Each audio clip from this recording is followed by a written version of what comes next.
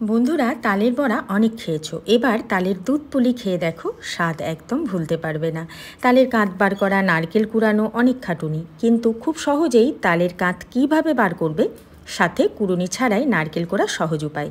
এতগুলো tricks and tips তোমরা পেয়ে যাবে এই রেসিপিটিতে, তাই স্কিপ না করে পুরো ভিডিওতে আমার সঙ্গে থাকো। নমস্কার, মৌসাম ক্রিয়েটিভিটির নতুন রেসিপিতে সবাইকে স্বাগত। চ্যানেলে নতুন দর্শক হলে অবশ্যই চ্যানেলটিকে সাবস্ক্রাইব করে বেল আইকন প্রেস করো নতুন রেসিপির আপডেট পেতে। তাহলে চলো রান্নায় চলে যাই। এখানে আমি একটি তাল নিয়েছি, তালের খোসা গা থেকে ছাড়িয়ে নিয়ে তারপরে দেখো তালের ভেতরে এরকম 3টে আঁটি থাকে, এর মধ্যে হালকা জলে ছিটে দিয়ে হাত দিয়ে একটু কাঁধটাকে বার করে নিয়েছি। তাহলে এরকম গ্রেটারে যখন ঘষবো তখন খুব সহজেই তালের কাঁধ কিন্তু বেরিয়ে আসবে। আর ঝুড়ির থেকে এরকম গ্রেটার দিয়ে কিন্তু তাল খুব সুন্দর ঘষা যায়। দেখো আমি পুরো তাল খুব সুন্দরভাবে ঘষে নিয়েছি। আর এক একটা তালের আঁটি থেকে কাঁধ বার করতে আমার সময় লেগেছে 1.5 থেকে 2 মিনিট, তার বেশি নয়। এরপরে আমি চলে আসবো খুব সহজে কিভাবে কুড়নি ছাড়াই নারকেল কুড়িয়ে নেব। নারকেলে দেখবে এরকম 3টে মুখ থাকে, মুখের মধ্যে হালকা চাকুর সাহায্যে বা যে কোনো কিছু দিয়ে একটু গোল করে ঘুরিয়ে দিলে কিন্তু খুব সুন্দরভাবে জলটা বেরিয়ে আসবে। তারপরে আমি সমানভাবে ফাটিয়ে নেব।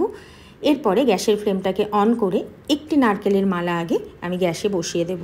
এটা আমি রেখেছিলাম 2 থেকে 2.5 মিনিট। খুব সুন্দরভাবে নারকেলের মালাটা কিন্তু পুড়ে গেছে। এবারে একটাও নারকেলের মালা আমি বসিয়ে দেব।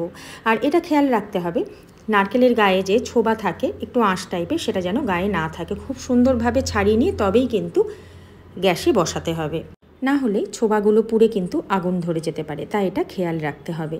এরপরে দেখো ঠান্ডা করে নিয়েছি, আর এইভাবে চাকুর সাহায্যে নারকেলের মালার গায়ে হালকা চাপ দিলেই কিন্তু সুন্দরভাবে নারকেলের মালা থেকে নারকেল বেরিয়ে আসবে।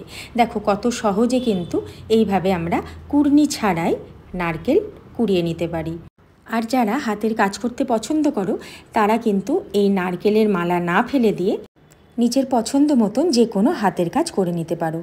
এরপর দেখো নারকেলের গায়ে যে খোসা থাকে সেটা আমি ছাড়িয়ে নিলাম। তারপরে এরকম ছোট ছোট টুকরো করে নেব। এরপরে গ্রাইন্ডার জারের মধ্যে সমস্ত নারকেলের টুকরোগুলো নিয়ে নেব। তারপর এটা গ্রাইন্ড করে নেব। গ্রাইন্ড করার সময় জলের ব্যবহার করার দরকার নেই, কারণ নারকেলের মধ্যে যে দুধ থাকে সেটাই কিন্তু খুব সুন্দরভাবে গ্রাইন্ড হয়ে বেরিয়ে আসবে। দেখো সমস্ত নারকেল আমি খুব ভালো করে গ্রাইন্ড করে নিয়েছি। আর দেখো কত সুন্দর কুড়ানো নারকেলের মতনই কিন্তু হয়েছে। এরপরে গ্যাসে একটি কড়াই বসিয়ে দিয়েছি, আর এখানে আমি একটি বাটি মেপে 1 বাটি নিয়ে নেব ময়দা, আর সেই বাটির মাপে নিয়ে নেব 1/2 বাটি সুজি। এবারে সুজি আর ময়দা মিডিয়াম ফ্লেমে খুব ভালো করে বারবার করে নাড়াচাড়া করে নেব। আর এই সময় দিয়ে দেব 1/2 চামচেরও কম লবণ। আর সুজি আর ময়দা ভাজার দরকার নেই, শুধুমাত্র কাঁচা গন্ধটা চলে গেলেই কিন্তু নামিয়ে দেব। এরপরে আমি আবারও কড়াইয়ে দিয়ে দেব হাতা মেপে 2.5 হাতা মতন তালের কাঁধ, আর বাকিটা আমি রেখে দেব অন্য কিছু বানানোর জন্য। তারপরে মিডিয়াম ফ্লেমে খুব ভালো করে বারবার করে নাড়তে হবে। এখানে একটা কথা বলে রাখি, তালের কাঁধ যত সুন্দরভাবে জাল দেবে তার তিতকুটে ভাবটা কিন্তু চলে যাবে। জাল কম হলে কিন্তু তিতো ভাব থেকে যায়। দেখো আমি খুব সুন্দরভাবে জাল দিয়েছি। এই সময় আমি দিয়ে দিচ্ছি সেই বাটির মেপেই 1/2 বাটি চিনি দিয়ে আবারও বারবার করে নাড়তে থাকবো যতক্ষণ না চিনি তালের পাল্পের সঙ্গে না মিশে যায়। দেখো খুব সুন্দরভাবে চিনি তালের পাল্পের সঙ্গে মিশে গেছে। এই সময় সুজি ময়দাটা যোগ করে দেব। আর এই সময় গ্যাসের ফ্লেমটাকে একদম লো করে দিয়ে বারবার করে নাড়তে থাকবো যতক্ষণ না সুজি ময়দা সাথে তালের পাল্প খুব ভালো মতন মিশে মণ্ডনা তৈরি হয়ে যায়। দেখো ফ্লেমটাকে একদম কমিয়ে বারবার করে নাড়বো, আর আস্তে আস্তে কিন্তু এটা টাইট হয়ে যাবে। এই সময় আমি নারকেল কোড়া যোগ করলাম। এখানে করে আমি বাটি মেপেই 1/2 বাটি নারকেল কোড়া দিয়েছি, তবে নারকেল কোড়া কম বেশি করে নিতে পারো, বেশি দিলে তো স্বাদ আরও ভালো আসবে। দেখো খুব ভালো মতন পাক এসে গেছে আর মণ্ডটাও তৈরি হয়ে গেছে। এই সময় আমি নামিয়ে নিলাম, আর এরকম একটি প্লেটের মধ্যে একটু হাত দিয়ে যাতে গরমটা সহ্য করতে পারো এইভাবে ছড়িয়ে রাখবো, তাহলে তাড়াতাড়ি ঠান্ডা হবে। আর উপর থেকে সামান্য একটু ঘি মাখিয়ে রাখবো। এরপরে দেখো কিছুক্ষণ পর হালকা গরম থাকতেই কিন্তু মানে যাতে হাত দেওয়া যায় সেই অবস্থাতে এইভাবে মেখে নিতে হবে। মেখে নিয়েছি আমি। তারপরে এরকম ছোট ছোট করে আমি পুলির আকার গড়ে নেব। তোমরা তোমাদের পছন্দ মতন আকার দিতে পারো। এই পুলিটা খেতে কিন্তু দুর্দান্ত হয়। তোমরা এই পুলি এইভাবে দুধেও ফেলতে পারো, আবার যদি ভাবো যে ভাজা করবে তাহলে তেলে ভেজেও খেতে পারো। আবার যদি ভাবো যে স্টিম করে নেবে তাহলে ভাপে বসিয়ে স্টিমেও খেতে পারো। খুব সুন্দর স্বাদ হয় এইভাবে যদি তোমরা পুলির এই রেসিপিটা বানাও। দেখো সমস্ত আমি এরকম পুলির আকার গড়ে নিয়েছি, আর বাকি কিছুটা মণ্ড আছে সেটা দিয়ে আমি এইভাবে নাড়ুর মতন গোল গোল করে পাকিয়ে নিলাম। এটা আমি স্টিমে দেব। তাহলে এখানে পুলি আমি বানিয়ে নিয়েছি। এবারে আমি দুধে পুলি দেব বলে দুধটা একটু জাল দেব। তার জন্য দেখো কড়াইয়ের মধ্যে এখানে আমি হাফ কেজি মানে 500 মিলি মতন দুধ নিয়েছি। দুধ খুব ভালো করে একটু জাল দিয়ে নেব।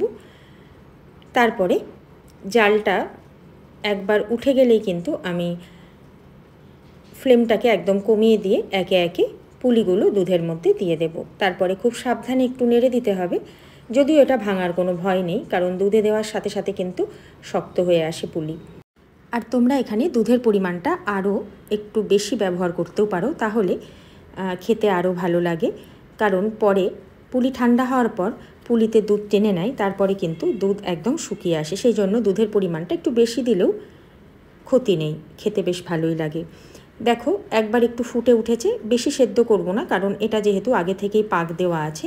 সেই জন্য পুলিগুলো দেওয়ার পর 2 থেকে 3 বার একটু ফুটে উঠলেই এই সময় দিয়ে দেব চিনি।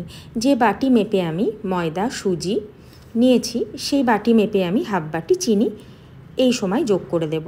তবে মিষ্টিটা তোমরা কম বেশি করো, কেউ মিষ্টি কম খায় কেউ বেশি খায়, সেই অনুযায়ী তোমরা পুলিতে চিনির ব্যবহার করো। আর আমি দুধ ফোটার পর একটু দুধ তুলে রেখেছিলাম, তার মধ্যে 1 চামচ মতন তালের পাল্প দিয়ে খুব ভালো করে গুলে নিয়ে এই সময় দিয়ে দেব পুলির মধ্যে, দুধ পুলির মধ্যে। তাহলে বেশ খেতে সুন্দর লাগবে, আর তালের যে গন্ধটা সেটাও পাওয়া যাবে। আর বেশি ফোটাবো না, তাহলে দুধ একদম শুকিয়ে যাবে। আর দেখো পুলি কিন্তু খুব সুন্দরভাবে সেদ্ধ হয়ে গেছে। এবার ফ্লেমটাকে বন্ধ করে দেব আর এটা ঠান্ডা হতে দেব, কারণ পিঠে পুলি ঠান্ডা হলেই খেতে বেশি ভালো লাগে। আচ্ছা, এবার চলে যাব আমি যে নাড়ুর আকারে গড়ে রেখেছিলাম সেগুলো এরকম একটি বাটির মধ্যে জল নিয়ে নেব, আর উপরে এরকম ঝাঁঝরি বসিয়ে একে একে তালের নাড়ুগুলো ঝাঁঝরির উপর দিয়ে দেব। তারপরে উপরে একটি ঢাকা দিয়ে দেব।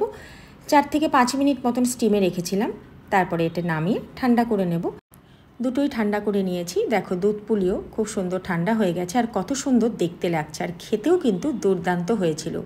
আর বন্ধুরা অবশ্যই তালের দুধ পুলি এইভাবে কিন্তু বাড়িতে একবার বানিয়ে খেয়ে দেখো। কথা দিলাম স্বাদ মুখে লেগে থাকবে। একটা তোমাদেরকে একটু কেটে দেখাই কতটা নরম হয়েছে।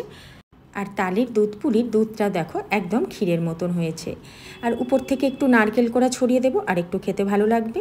আর বন্ধুরা অবশ্যই এই তালের নতুন দুধ পুলির রেসিপি ট্রাই করো, তোমাদের বন্ধুদের সাথে অনেক অনেক শেয়ার করো।